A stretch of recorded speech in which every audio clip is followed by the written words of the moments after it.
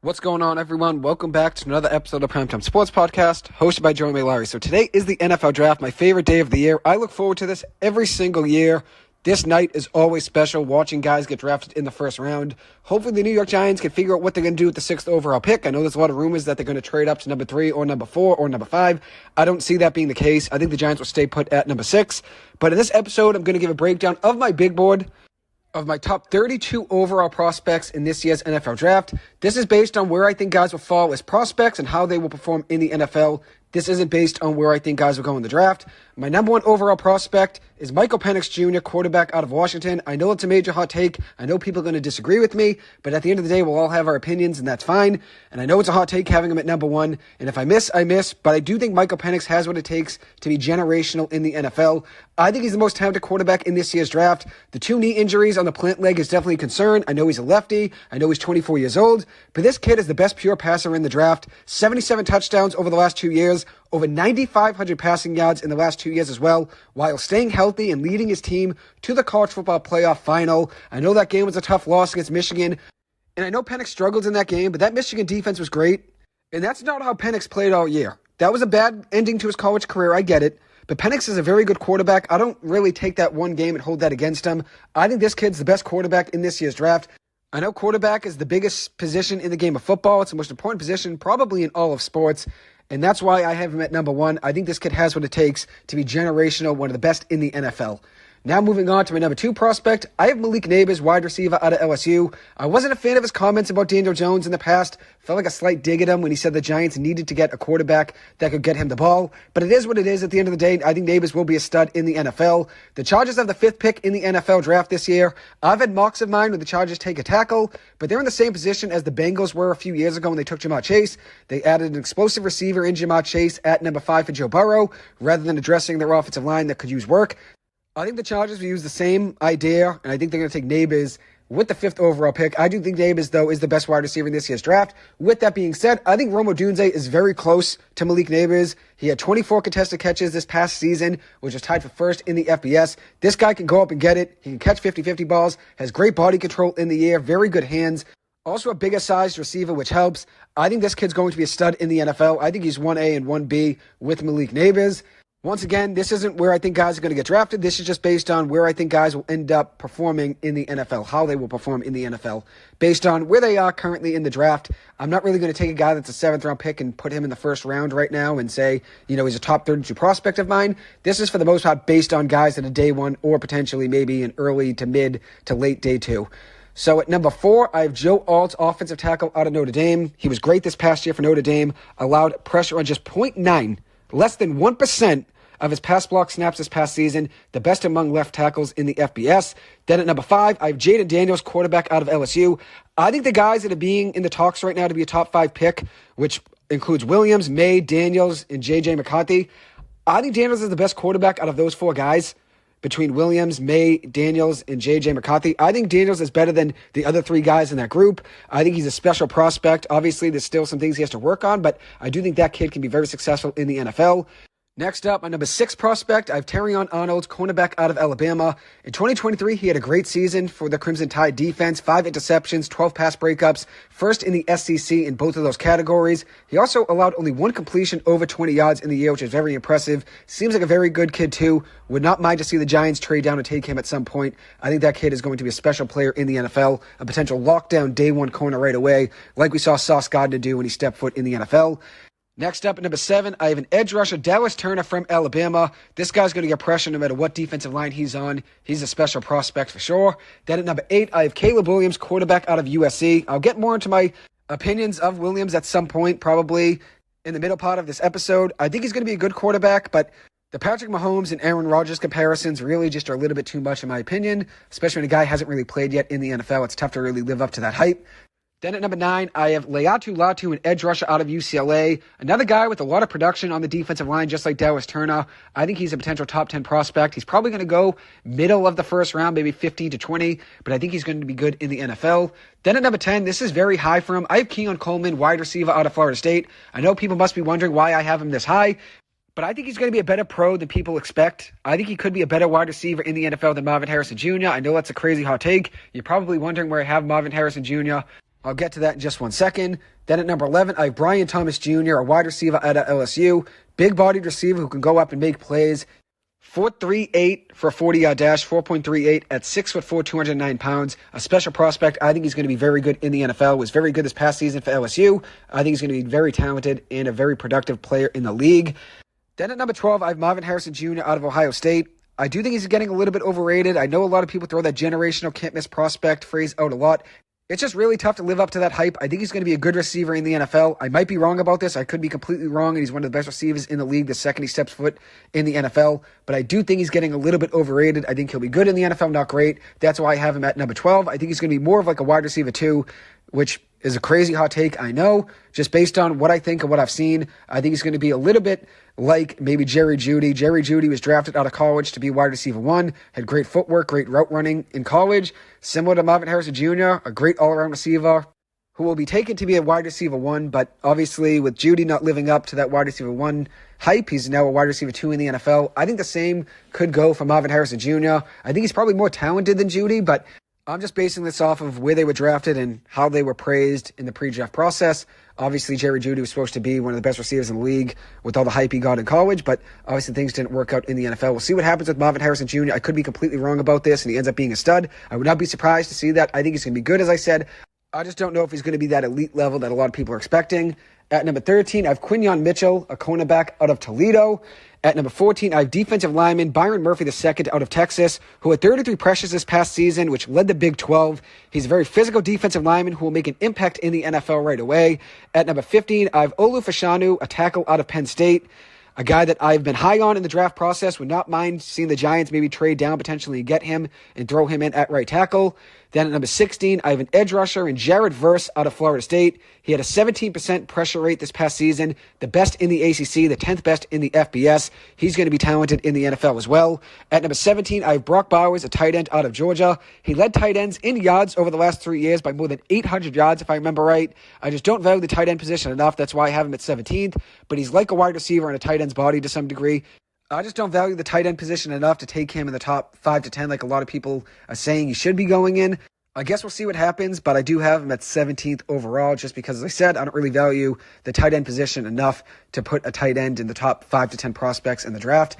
At number 18, I have quarterback Drake May out of UNC. He's shown the tools to be successful, but at the same time, when you're watching his film, there are some boneheaded throws, some bad decisions, making plays a lot worse than they should be if he just threw the ball away or took a sack. He's not a guaranteed stud. I think he's going to be a little bit more of a prospect that has to be more of a project probably, at least for a year or so. We'll see how he pans out in the NFL. With that being said, I want to make this statement that every single player that gets drafted, whether it's the NBA, NFL, NHL, MLB, it doesn't really matter.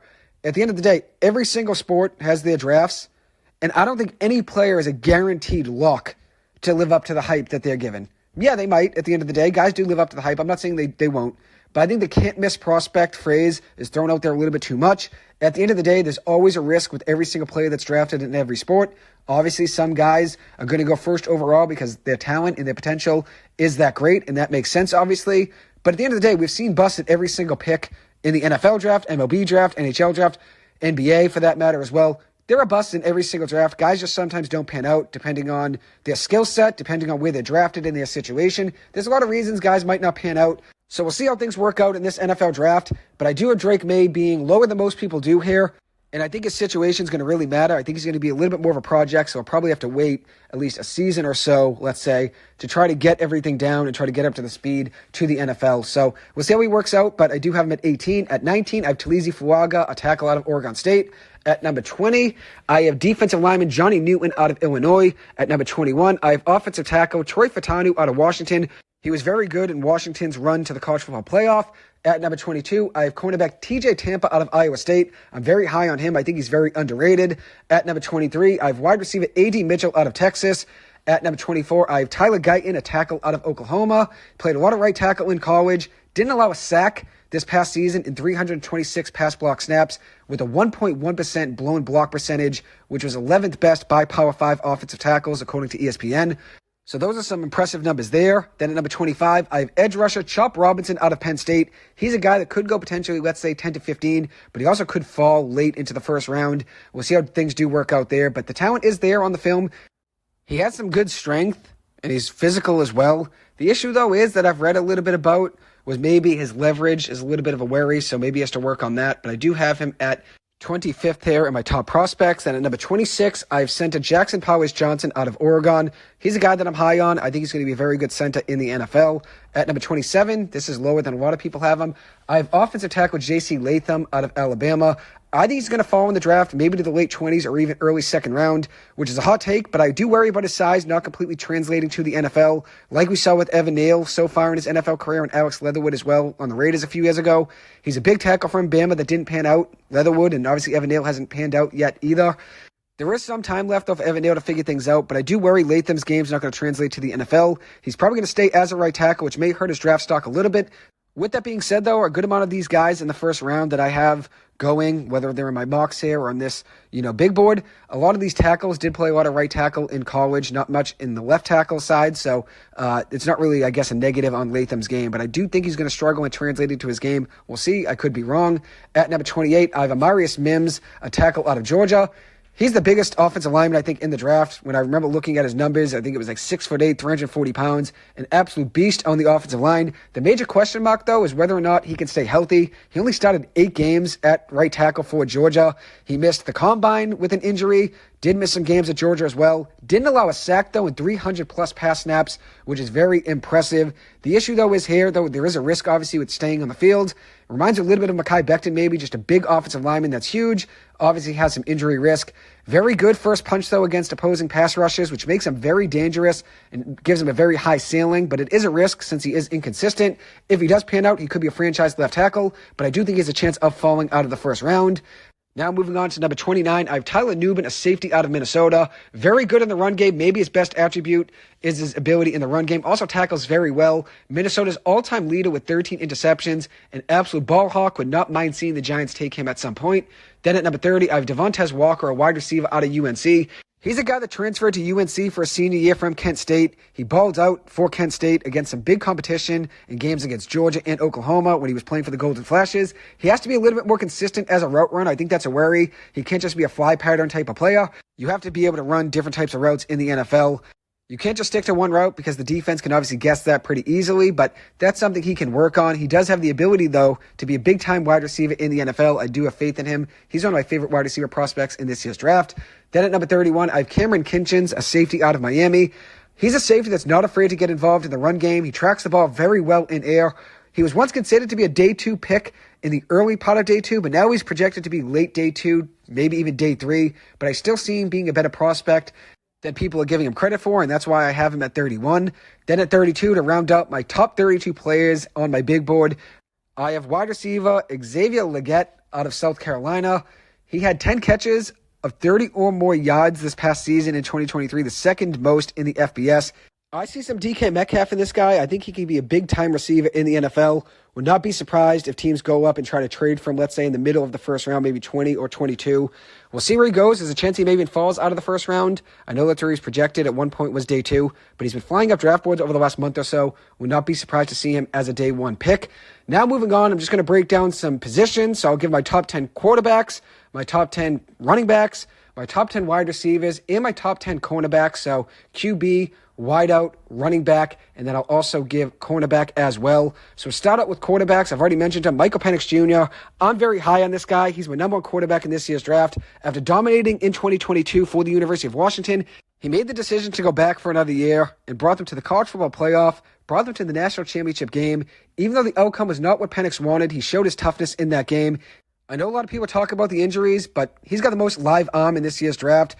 And I think, honestly, at the end of the day, his ability and what he's shown to come back from and still put up those numbers is honestly underappreciated and underrated. I think this guy is a great quarterback. As I said, he's my guy in this year's draft. If the Giants are going to take any quarterback in the first round, or let's say even in the second round, I would be fine with taking Penix, probably Daniels as well. We'll see how things work out. I know I wasn't really a big fan of Daniel Jones as a prospect. 5 years ago today was that NFL draft when the Giants took him. I did not want the Giants to take him. Then he ended up being my guy, and I was a big fan of him. So things do change when guys get drafted to your team, and then you're rooting for them. But as I've noted now, Michael Penix Jr. is my guy in this year's draft. He's a tough quarterback, a great arm, has shown the ability to come back from a lot of adversity and everything he's had to face with all his injuries, and he's found a way to just be one of the best passers in the college football game the last couple of years. He is my number one quarterback in this year's draft. Then at number 2, I have Jayden Daniels out of LSU. He had a highlight reel season this past year, 40 passing touchdowns to just 4 interceptions, along with 1,100 rushing yards and 10 rushing touchdowns as well. Those numbers are Lamar Jackson-like, honestly, considering he can run and pass like that. But at the end of the day, I think it's really tough to probably live up to that hype to be Lamar Jackson, which obviously being Lamar Jackson, you have to be a little bit more strong of a build to take some of those hits. Daniels is a little bit bigger than I thought he was. He's 6'4", 210 pounds. I think this kid's going to be a star in the NFL. Obviously, depending on your situation, that obviously does play a role a lot of the time when quarterbacks get drafted this high. We obviously saw Mac Jones and Zach Wilson not get really supported during their time with the Patriots and the Jets, and then they obviously get traded. So your position and where you get drafted and where you end up, the situation definitely matters. For Daniels, he was the only FBS quarterback with 12,000 passing yards and 3,000 rushing yards in his career, 70 passes of 20 or more yards this past season. This kid is one of my top prospects because in the NFL nowadays, you need a guy that can be mobile, throw the ball on the run, get out of the pocket. That's what the NFL is all about now. There's not any really pure pocket passes like Eli Manning and Ben Roethlisberger. That's not really the way the NFL is trending nowadays. It's trending more towards quarterbacks being able to use their legs and get outside the pocket, and Daniels can obviously do that. At number 3, I have Caleb Williams, quarterback out of USC. I think he's going to be a good NFL quarterback, but I don't really think generational like a lot of people do. With that being said, Chicago is supporting him with talent, getting DeAndre Swift, getting Keenan Allen, getting Gerald Everett, and then maybe even they draft a receiver at number 9 as well to help them. But that offensive line definitely needed to work the last couple of years. They didn't really get Justin Fields' help on the line really too much besides a couple pieces, so they definitely still have to address that. At number 4, I have Drake May, quarterback out of UNC. He's going to be a little bit of a project, like I've already noted, but I still consider him a better prospect than J.J. McCarthy. At number 5, I have J.J. McCarthy, quarterback out of Michigan. I'll get more into J.J. in just a few minutes. It seems like he's a very good kid, so I root for him for that matter, but I don't really see first-round quarterback when I watch him play, but I guess we'll see how things work out in the draft. At number 6, this is a big surprise. I have Chevan Cordeiro, quarterback out of San Jose State. I am a lot higher on him than most people are. I would have him even higher if I knew he was going to have a chance to get drafted and compete. Right now, I'm not really too sure where his draft stock is, but I do think this kid deserves a chance to be drafted in the NFL. As I've noted, though, if I knew he was getting drafted, let's say 2nd, 3rd, 4th, 5th round, I would have him even higher probably, but obviously without knowing he's going to get drafted that high and be given the chance, it's really tough to put a quarterback even higher on your prospect list. So I put him just below the tier of guys that are getting the buzz to be first round and maybe even potential day 2 picks if Bo Nix were to fall out of the first round.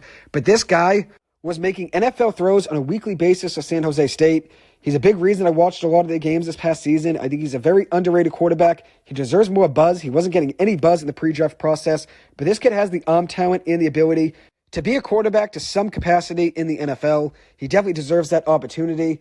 After his college career, he is now the all-time Mountain West leader in total yards and touchdowns responsible for. He started 46 games over his career between San Jose State and Hawaii. He led San Jose State to back-to-back winning seasons. That was their first time doing so since 1991 and 1992. Also led them to back-to-back bowl appearances, which is the first time they've done that in 36 years. He's got the arm talent to compete in the NFL. I'm really just shocked by the fact that he didn't get any showcases in any of those big all-star games or even the combine. That's pretty crazy to me. This kid deserves that opportunity. I think he's a guy that could be a potential Brock Purdy to some degree. If he's drafted late in the NFL draft, I think he could be a gem for a team one day. I really do. I believe in that kid, and I've seen him play a lot for San Jose State over this past year. He can make something out of nothing. He has good mobility, which you need as a quarterback in today's day, and is a very strong and live arm. And obviously, you've seen him be able to lead a program to back-to-back bowl appearances, the first time doing so in 36 years.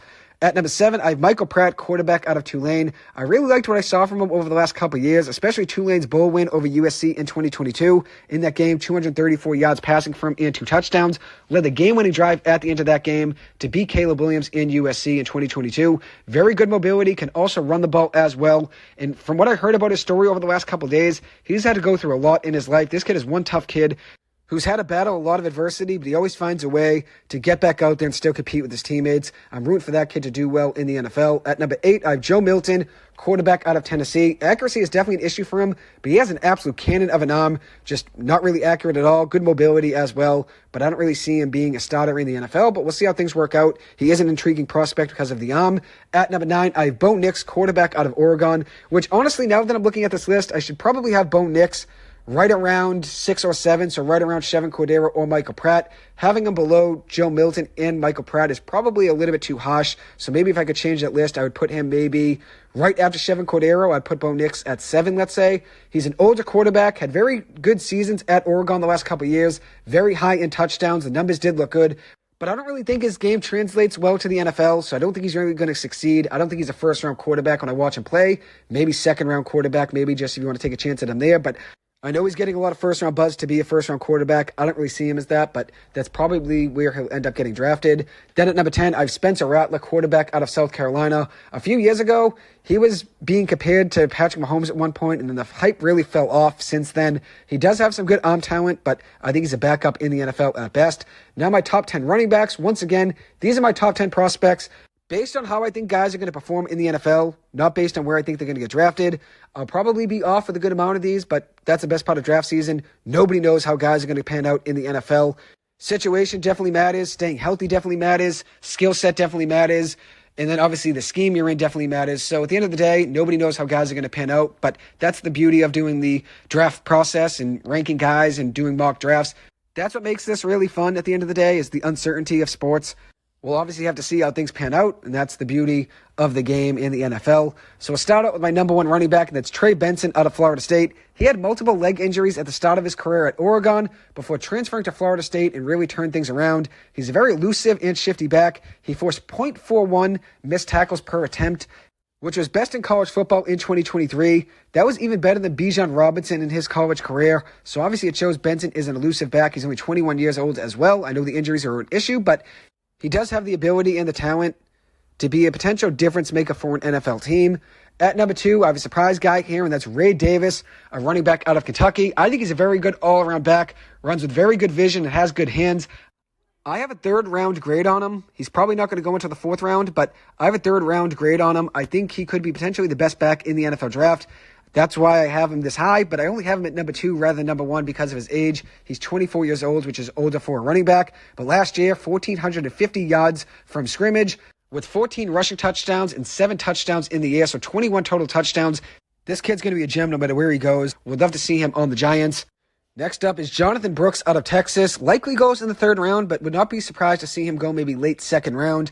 I get Jamal Charles vibes when watching him play. He's not as fast as Jamal Charles was, but he is explosive in the open field with the ball. A good pass catcher as well. Could be good in PPR fantasy football. Good pass blocker, which is important. He did tear his ACL in the past, so that could be a negative in the eyes of some of the scouts. But 1,100 rushing yards and 10 touchdowns this past season in 2023. He was very good for Texas this past year. Then at number 4, I have Jawad Jordan, a running back out of Louisville. Very explosive back, strong through contact. The issue is, though, he's 24 years old and on the smaller side. And when you're 24 years old, that means you probably have a shorter shelf life in the NFL. I have him at 4th overall, but I think he could be maybe the best even talent-wise. He's just as good as any. 14 touchdowns this past year at Louisville. It's really hard to grade some of these running backs. I think they're all in very similar classes, so some of these will be right, some of these will be wrong at the end of the day. At number 5, I have Audric Estime, running back out of Notre Dame. 4.3 yards after contact per attempt in 2023, which led the Power 5. 4.7 40-yard dash, which does hurt his draft stock, but he's a very strong running back, great in yards after contact.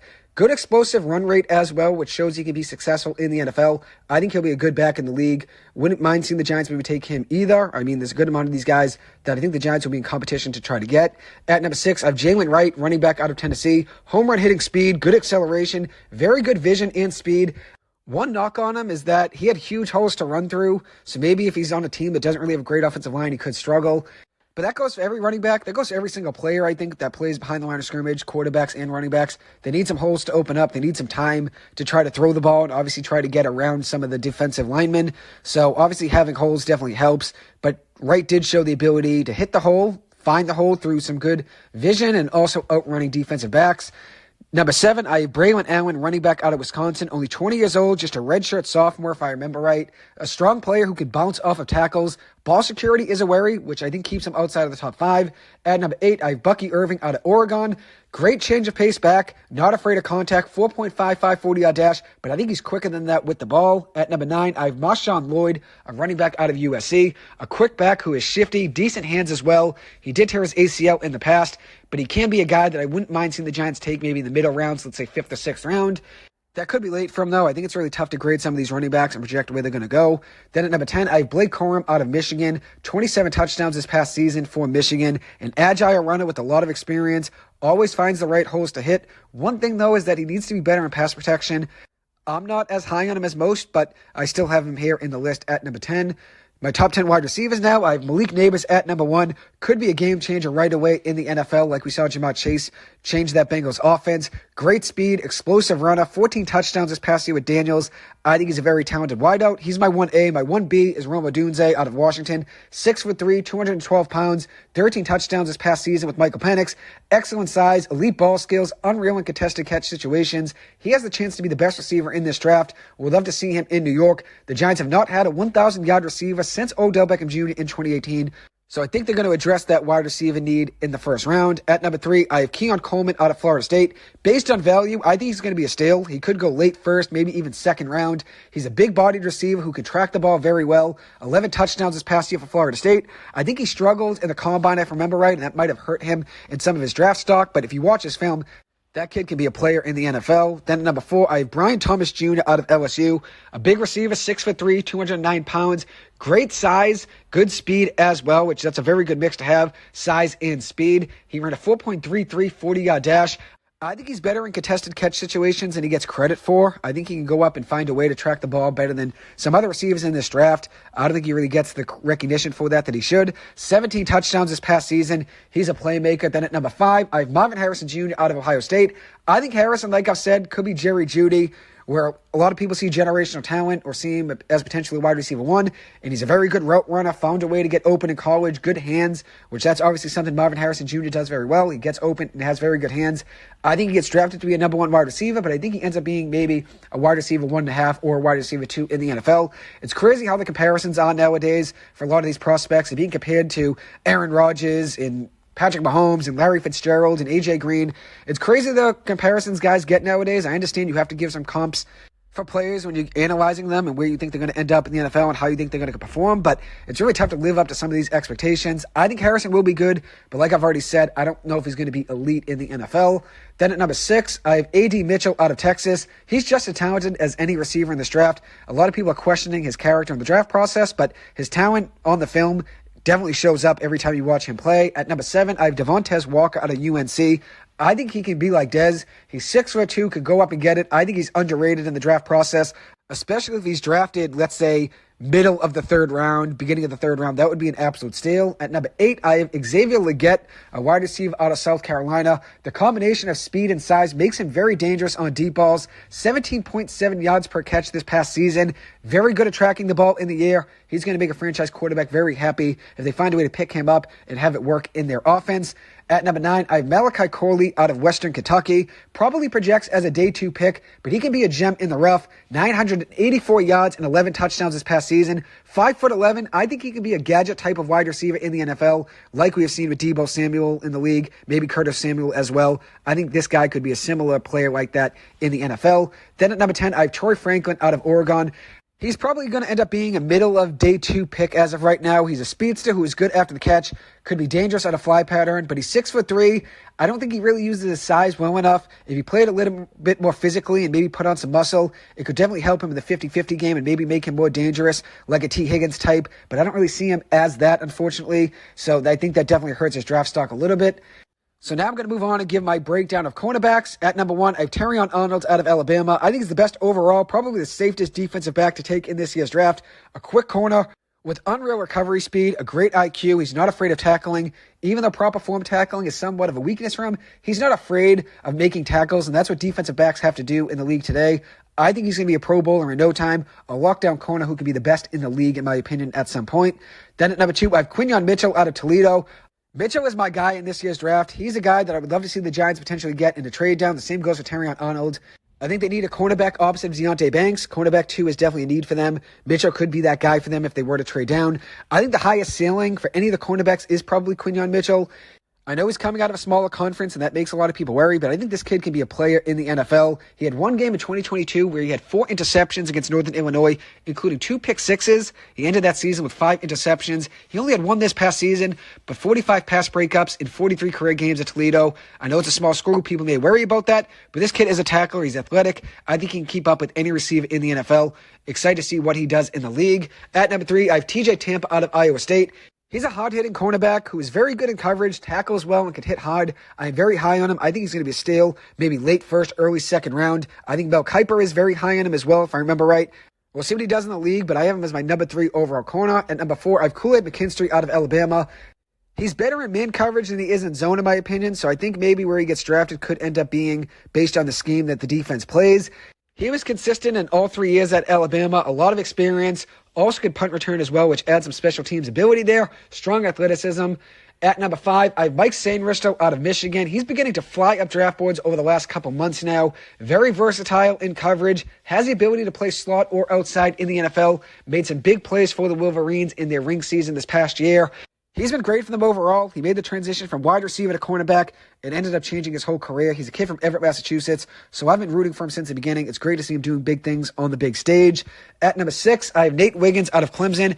I think he's a little bit overrated. He's very quick, which may be the reason he gets drafted very high, but I'm not as high on him as most. I'm still high on him, but maybe not as much as most people are.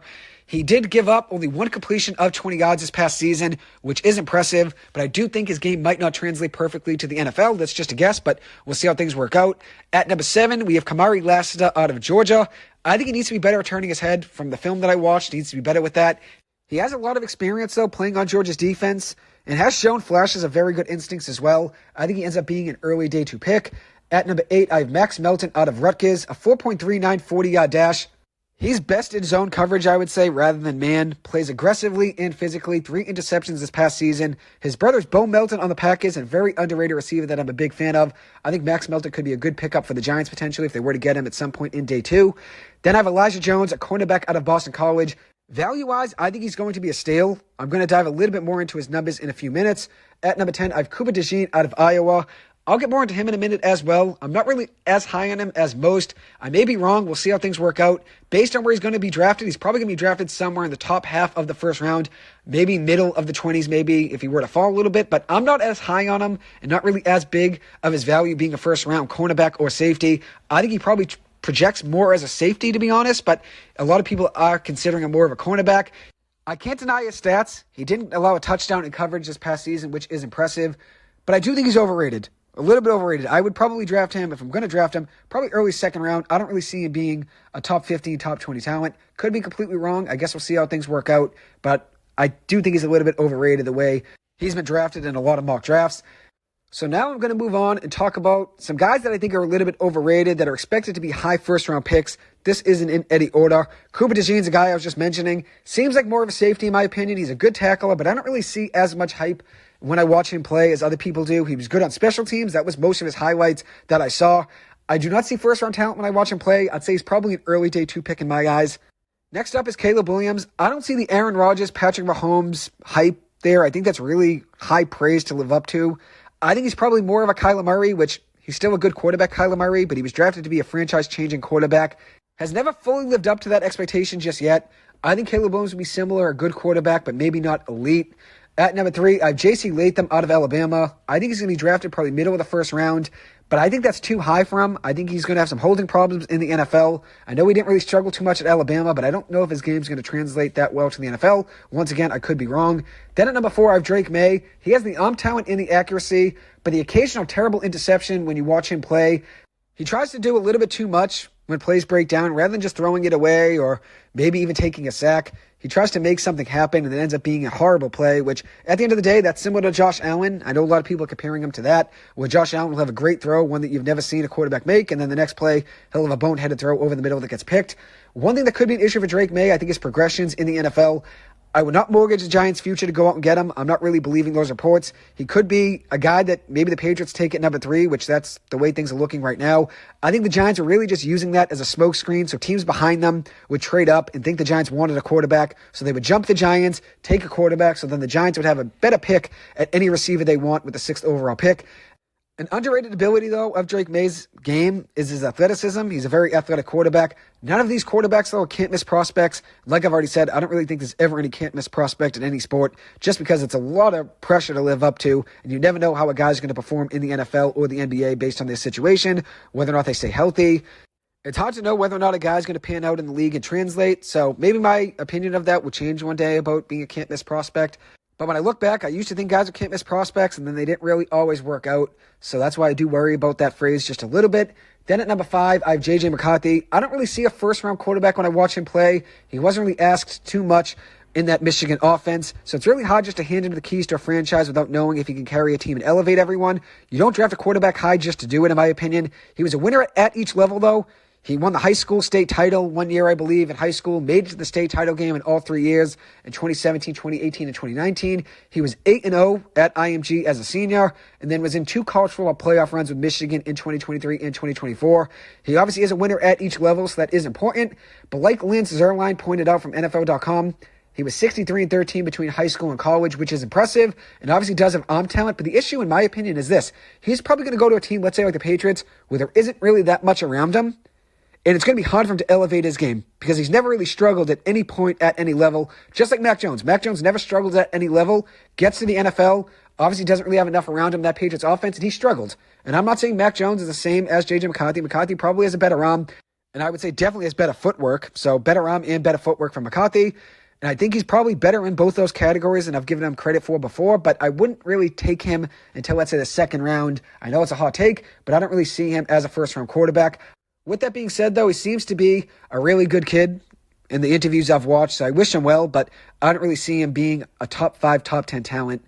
Now I'm going to move on and give my under-the-radar prospects, guys that are projected to be, let's say, day 2 or day 3, maybe even undrafted free agents that I think are flying under the radar. We'll start off with one that's getting no hype at all that I've already mentioned, Chevan Cordeiro, quarterback for San Jose State. Like I already noted, he was already making NFL throws on a weekly basis for San Jose State, has not gotten the hype that he deserves, has gotten no draft buzz at all.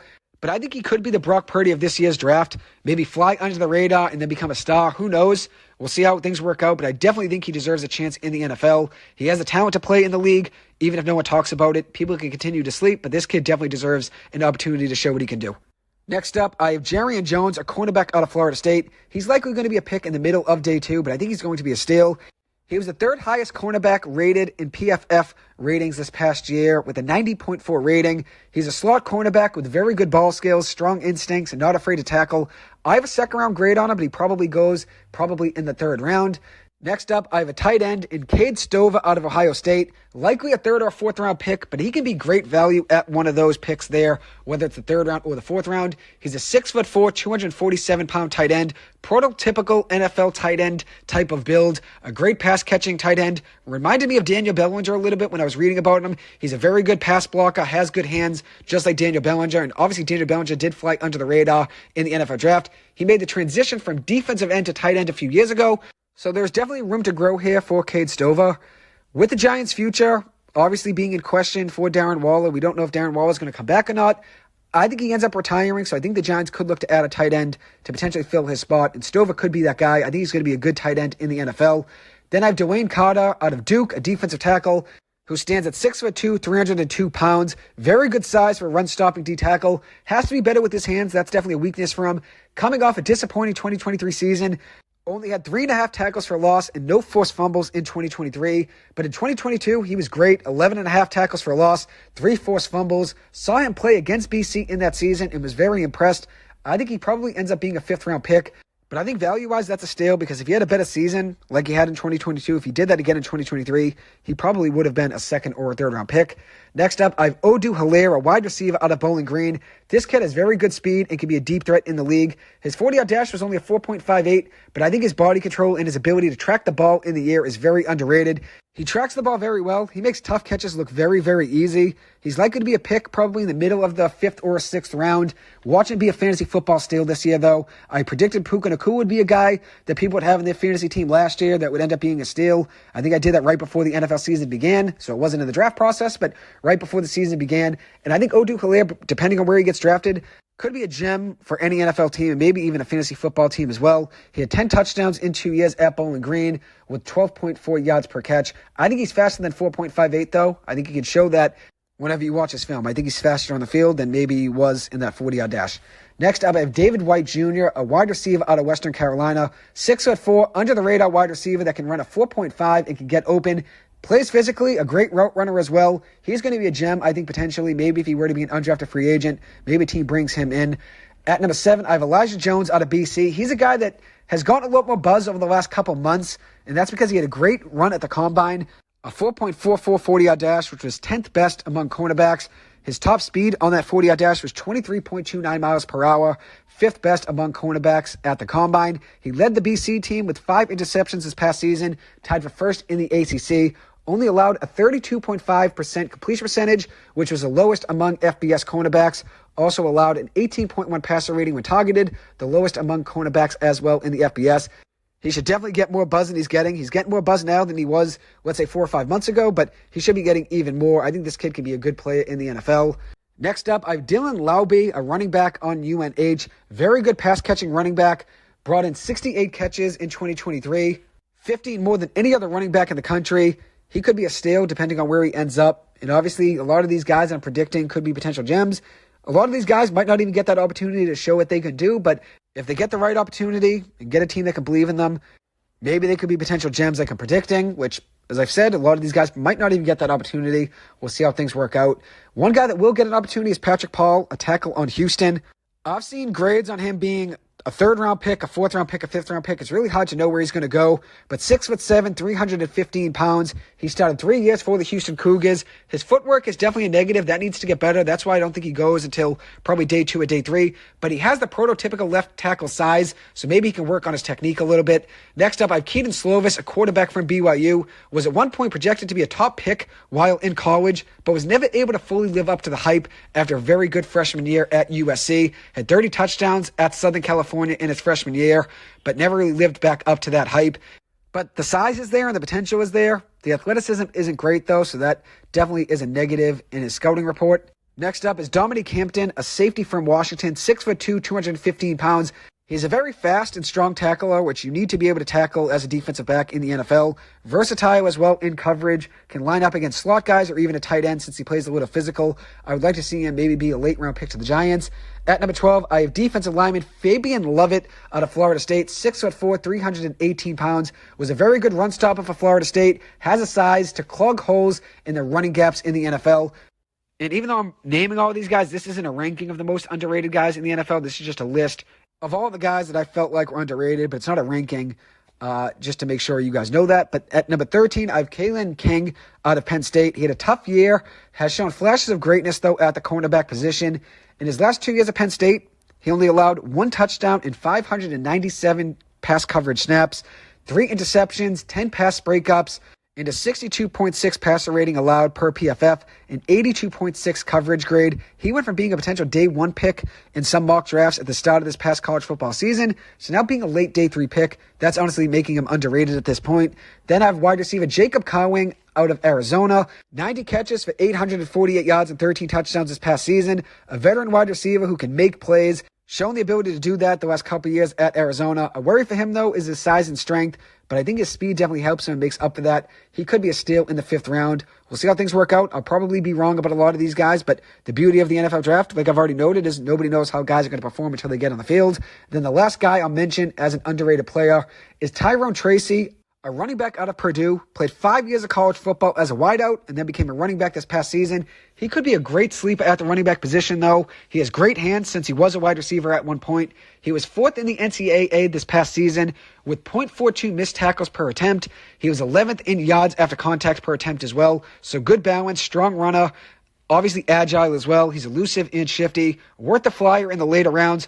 Could be the biggest gem out of the guys I've named here. And now I'm just going to give just a few more guys here that are more potential sleeper gems that I want to mention. Running back Tyrone Tracy, I've already mentioned. Like I've already noted, elusive and shifty. Definitely worth the flyer in the later rounds. Defensive back Montel Irby out of Arizona. Not sure where he's going to end up in the NFL draft. Hasn't really gotten too much buzz from what I've read, but he has a great story. He quit college football at one point due to a concussion, left UCLA. A year later, walked on to the University of Arizona this past season, was a force and a leader on their defense. No one has more heart than this kid. I would love to see him in a Giants uniform. He is a diamond in the rough late in the draft. Would love to see him get an opportunity. He's a textbook definition of a great locker room guy who plays with heart and is an absolute leader. Would love to see him in the league this season. Then I have linebacker Easton Gibbs out of Wyoming, a very good tackler who can hit. He had 230 combined tackles over the last 2 seasons. He had 10 tackles versus Texas this past season, so that's obviously a big-time matchup. He had a good game defensively. Plays with a lot of heart, never gives up on plays. Likely to be an undrafted free agent, though. Then I have wide receiver Craig Burt Jr. out of Western Kentucky, 6'4", 205 pounds. Not sure where he's going to end up. Likely a late day 3, maybe an undrafted free agent. But he had 16.8 yards per catch in 2021. I was watching Austin Reed highlights, the quarterback for Western Kentucky, and I thought Craig Burt Jr. stood out when I was watching those highlights. He made some big-time catches for him. I know he only had 3 touchdowns this past season, but a couple of those catches were heavily contested. He only had 233 yards and 3 touchdowns this past season, but I think he's worth a late or undrafted free agent flyer. Then I have wide receiver Kyle Sheets out of Slippery Rock, 17 touchdowns this past season, 6'4", 220 pounds, a very interesting Division II prospect. He worked out at Temple's Pro Day with an invite from the Cleveland Browns.